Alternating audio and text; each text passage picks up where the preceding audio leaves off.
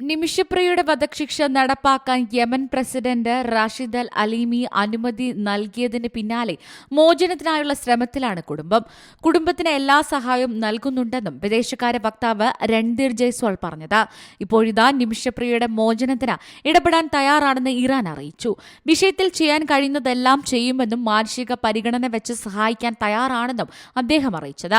നിലവിൽ മകളുടെ മോചന ശ്രമങ്ങളുടെ ഭാഗമായി ഏപ്രിൽ 20 യമനിലേക്ക് പോയ അമ്മ പ്രേംകുമാരി അവിടെ തന്നെ തുടരുകയാണ്. 2012 പാലക്കാട് കൊല്ലങ്കോട് സ്വദേശി നിമിഷപ്രിയ യമനിൽ ഒരു ക്ലിനിക്കൽ നഴ്സായി എത്തുന്നത്. അവിടെ വെച്ചാണ് യമൻ പൗരനായ തലാൽ അബ്ദുൾ മഹദിയെ പരിചയപ്പെടുന്നതും ഇയാളുമായി ചേർന്ന് ഒരു ക്ലിനിക് ആരംഭിക്കുകയും ചെയ്യുന്നത്. സംരംഭം ലാഭത്തിലായതോടെ ഇയാൾ ഉപദ്രവം തുടങ്ങിയതായി നിമിഷ പരാതിപ്പെട്ടു. നിമിഷ അറിയാതെ ക്ലിനിക്കിന്റെ ഷെയർ ഹോൾഡറായി തന്റെ പേര് കൂടി ഉൾപ്പെടുത്തി മാസവരുമാനത്തിന്റെ പകുതി പണം കൈക്കലാക്കി. കൂടാതെ ഇയാളുമായി ലൈംഗിക ബന്ധത്തിൽ ഏർപ്പെടാൻ നിർബന്ധിക്കുകയും ഭീഷണിപ്പെടുത്തുകയും ചെയ്തു.